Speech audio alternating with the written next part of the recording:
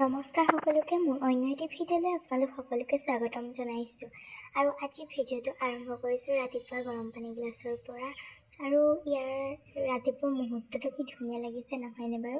মই ইয়াত ধুনীয়াকৈ চাহ অলপ বনাই লৈছোঁ। যিহেতু মই লাল চাহ খাই ভাল পাওঁ সেইকাৰণে লাল চাহেই বনাইছোঁ মোৰ বাবে। আৰু আপোনালোকে কোনে কোনে লাল চাহ খাই ভাল পায় কমেণ্ট এটা কৰি জনাব দেই। আৰু ময়ো ধুনীয়াকৈ গা পা ধুই মেলি ল'লোঁ। যিহেতু ৰাতিপুৱাই গাটো ধুলে মনটো মুকলি লাগে নহয়নে বাৰু। সেইকাৰণে ধুনীয়াকৈ গা পা ধুই মেলি আজৰি হ'লোঁ। আৰু এয়া ওপৰলৈ আহিছোঁ, ওপৰত আহি কাপোৰখিনি মেলি দিলোঁহি।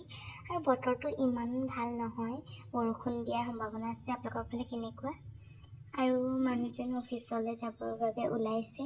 তেখেতক ধুনীয়াকৈ ভাত পানী দিলোঁ, কিন্তু ভাত দিওঁতেই ভিডিঅ' কৰিবলৈ নহ'লে। আৰু তেখেত অফিচলৈ যোৱাৰ পাছত ময়ো ধুনীয়াকৈ মুখত অলপমান স্কিন কেয়াৰ কৰিবলৈ লৈছোঁ।